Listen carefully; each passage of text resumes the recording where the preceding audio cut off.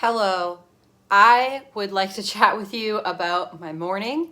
I call these mornings specifically bad autism mornings, and I'm making this real because I don't talk about autism as much as I used to on my channel, but I've seen a lot of discourse that lower supporting people aren't disabled by their autism, and I don't speak for an entire community of people, but I certainly am disabled by my autism, and I think that's important to actually talk about. So I slept terribly. I have a lot of problems with having vivid dreams. Lately, I have a dream that's very unpleasant. I wake up when the dream's over, and then I go back to sleep, and then I wake up and I go back to sleep. And yes, I do all the sleep hygiene things. I go to bed at 8 o'clock every night, and have done that probably for like 6+ months now because I'm trying to take care of my sleep, but I can't fully control it. I came out to the kitchen and banged my hand down here into that wall because I have proprioceptive difficulties with autism. So it's hard for me to get around sometimes, especially if I'm more dysregulated.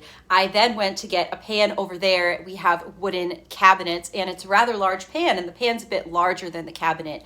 And I had the smart idea to say, oh, you know what? I'm going to take all the pans out. That will actually be easier for me to get the pan and prevent me from hurting my knuckle. Well, not to flip you off, but that actually was the wrong move, and I cut my knuckle open, and now I have to wear a Band-Aid, which is super sensory overwhelming. Not only that, but then I went to get my bag to pack to go to my partner's house, and there was a chair in the way that was there because my dad came with me virtually to a doctor's appointment yesterday, and he didn't put the chair back the way that my mom does, and him and I do not have the proprioceptive abilities my mom does, so I don't know how to put the chair back that way. I tried to move it out of the way, couldn't get it out of the way correctly, couldn't open the door, and I got so mad, I threw it. I threw the chair. So that's something I do because I am autistic and that I feel really ashamed about, but it means that I'm about to have a meltdown. Then I had my pretty little meltdown, and you might say, wow, that wasn't a big deal for a morning, but it was for me. I was completely overstimulated, dysregulated. I had more sensory overload.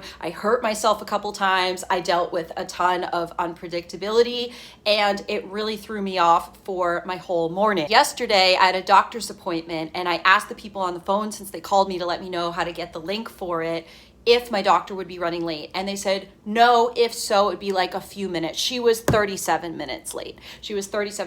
So that was the precursor. Waiting mode for that appointment yesterday was an absolute nightmare and made me super anxious and dysregulated. It was all unpredictable. And then I had more unpredictables today. So that is how my autism is disabling for me. I know others have it worse, but oh well, that's my story.